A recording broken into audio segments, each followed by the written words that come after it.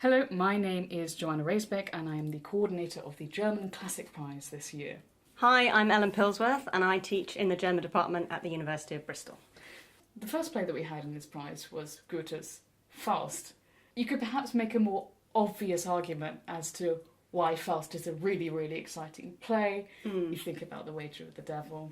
What makes Maria Stuart exciting to read?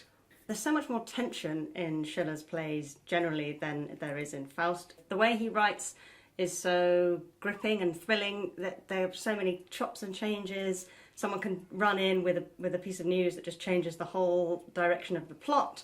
And so I find it's actually a page turner to read, and it's quite hard to sort of break off. And very short scenes often, so you're kind of constantly dragged along in a very tense mood, I think, in Schiller's plays.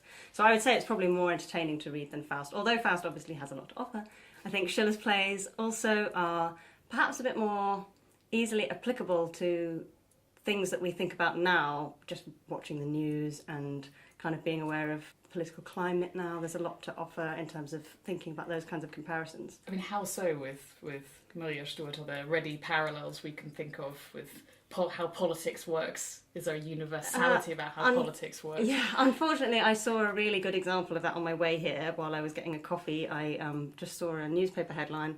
So it was reporting about the vote that's just been cast on the agreeing to build the third runway at Heathrow.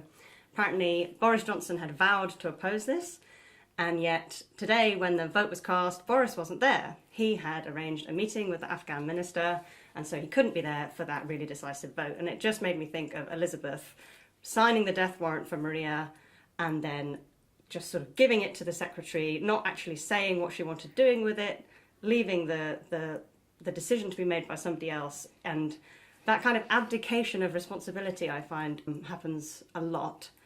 And it obviously was happening at the time when Schiller wrote the play, and you know the fact that Schiller chooses historical material as well, the story of Maria and Elizabeth, suggests that it's basically politicians don't change. What is particularly relevant for us as English native speakers, as English people reading a play by a German writer about something that's so much part of our kind of national psyche in a way, the Tudor period, how it's taught in school, we have the golden age of Elizabeth. You have a kind of received idea that Elizabeth is this great queen.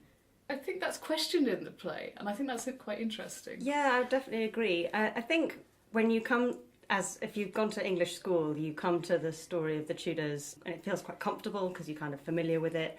But the way Elizabeth is presented is certainly... I don't think that Schiller's play encourages us to sympathise with her. I think she comes across as irresponsible and selfish and somewhat deluded. And so Mary, who you're probably taught at school is the kind of baddie, is portrayed practically as a saint, very, selfless, kind, and very brave in the face of death. And I think that's just a really interesting, different kind of portrayal to what you might expect. So you're quite critical of Elizabeth and feel more drawn to Mary. It's worth saying as a kind of way to get into this, it's unusual to have two female protagonists in a play from this time of this kind of character. Basically where they're not a kind of female, when it's not to do with female. Where they're not, where they're not being What does it mean for assaulted. us now to come to this play and read it, to have these two really strong characters? It's interesting because I think that the problem with Elizabeth is that she kind of refuses to actually use her responsibility. She refuses to make a choice, and she kind of abdicates that responsibility. So if you want to kind of read it through thinking about gender in the 18th century, you could see Elizabeth as an example of a woman who's unable to actually use her position of power, and she can't.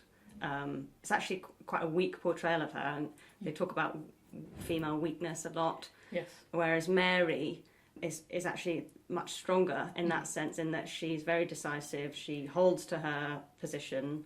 She does have that little breakdown where she's face to face with Elizabeth and kind of lets it all out. But then afterwards she's resolute, and she also talks about her servant saying, Hannah can come with me onto the scaffold, she's not going to break down. She's very... She's kind of just more resolute, really. I don't know, I guess I'm kind of confusing like emotional strength and decision-making strength. But I think that just in terms of thinking about how the two characters embody female characteristics. I'm using inverted commas here, female characteristics as they were perceived in the 18th century. How they embody them is certainly interesting to think about.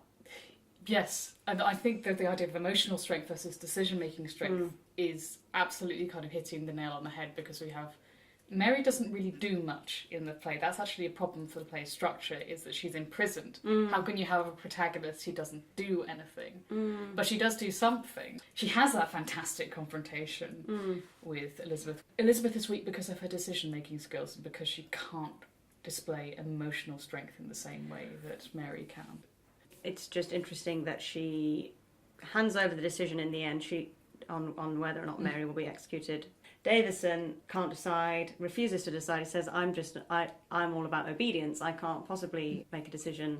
And that scene where Elizabeth's on her own before she makes that decision, and she's saying, well, I can't make a decision either. I can only do what the people tell me or what all these men tell me.